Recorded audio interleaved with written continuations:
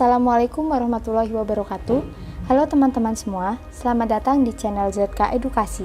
Di sini, saya akan membahas mengenai biografi Agus Salim. Yuk langsung aja kita simak. Haji Agus Salim lahir dengan nama Mashudul Haq yang berarti pembelaan kebenaran. Beliau lahir di kota Gadang, Agam, Sumatera Barat, 8 Oktober 1884. Agus Salim merupakan anak keempat Sultan Muhammad Salim, seorang jaksa di sebuah pengadilan negeri. Karena kedudukan ayahnya Agus Salim bisa belajar di sekolah-sekolah Belanda dengan lancar, selain karena dia anak yang cerdas.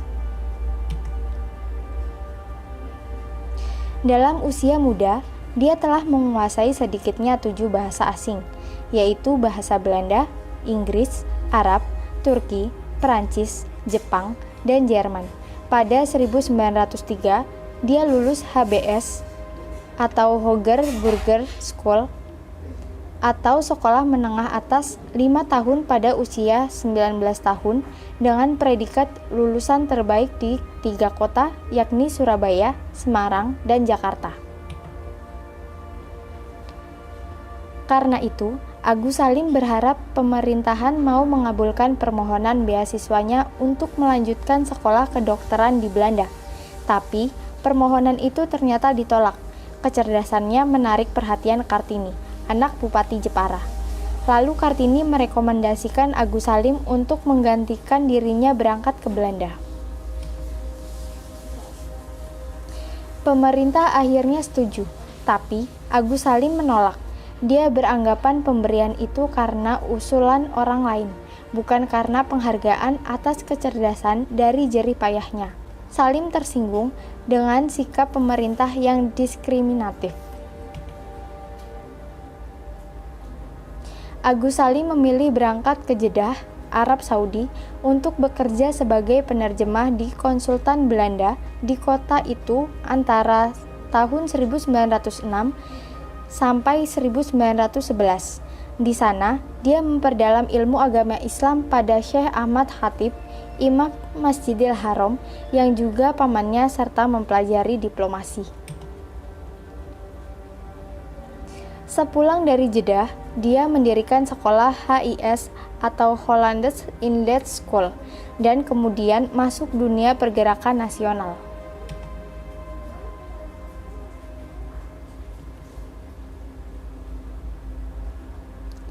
Karir politik Agus Salim berawal di SI, bergabung dengan HOS Tjoko Minoto dan Abdul Muiz pada 1915, ketika kedua tokoh itu mengundurkan diri dari Volksraad sebagai wakil SI akibat kekecewaan mereka terhadap pemerintahan Belanda. Agus Salim menggantikan mereka selama 4 tahun pada tahun 1921 hingga 1924. Di lembaga itu, tapi sebagaimana pendahuluannya, dia merasa perjuangan dari dalam tak membawa manfaat. Dia keluar dari Volksraad dan berkonsentrasi di SI. Pada tahun 1923, benih perpecahan mulai timbul di SI. Semaun dan kawan-kawan menghendaki SI menjadi organisasi yang condong ke kiri, sedangkan Agus Salim dan Tjoko Minoto menolaknya. Buntutnya SI terbelah dua. Semaun membentuk Sarekat Rakyat yang kemudian berubah menjadi PKI, sedangkan Agus Salim tetap bertahan di SI. Karir politiknya sebenarnya tidak begitu mulus. Dia pernah dicurigai rekan-rekannya sebagai mata-mata karena pernah bekerja pada pemerintah. Tapi, beberapa tulisan dan pidato Agus Salim yang menyinggung pemerintah mematahkan tuduhan-tuduhan itu. Bahkan, dia berhasil menggantikan posisi Tjoko Minoto sebagai ketua setelah pendiri SI itu meninggal dunia pada 1934. Selain menjadi tokoh SI, Agus Salim juga merupakan salah satu pendiri Jong Islamiten Bond. Di sini dia membuat gerakan untuk meluluhkan doktrin keagamaan yang kaku. Dalam Kongres Jong Islamiyeten Bond kedua, di Yogyakarta pada 1927.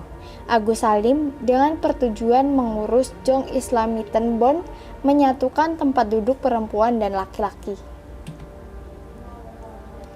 Agus Salim pernah menjadi anggota Panitia Persiapan Kemerdekaan Indonesia atau PPKI pada akhir kekuasaan Jepang. Ketika Indonesia merdeka, dia diangkat menjadi anggota Dewan Pertimbangan Agung. Kepiawaiannya berdiplomasi membuat dia dipercaya sebagai Menteri Muda Luar Negeri dalam Kabinet Syahrir I dan II, serta menjadi Menteri Luar Negeri dalam Kabinet Hatta.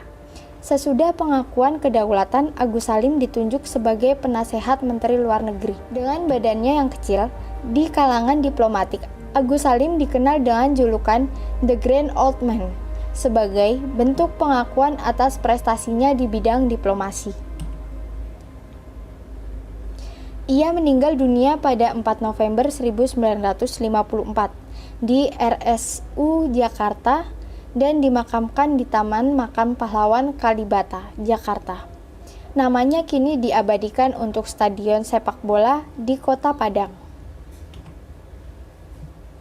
Haji Agus Salim ditetapkan sebagai salah satu pahlawan nasional Indonesia pada tanggal 27 Desember 1961 melalui keputusan Presiden Indonesia nomor 657 tahun 1961. Perjuangannya dalam mempersiapkan kemerdekaan bangsa kita adalah bukti bahwa dia adalah seorang yang berjiwa nasionalisme. Perjuangan Agus Salim dalam meraih kemakmuran bagi rakyat Indonesia patut kita apresiasi bersama sebagai rasa syukur kepada Tuhan Yang Maha Esa. Sekian untuk pembahasan mengenai biografi Haji Agus Salim. Semoga bermanfaat untuk kalian semua. Jangan lupa like, komen, subscribe, serta nyalakan lonceng notifikasi untuk mendapatkan info penting lainnya. Sekian, wassalamualaikum warahmatullahi wabarakatuh.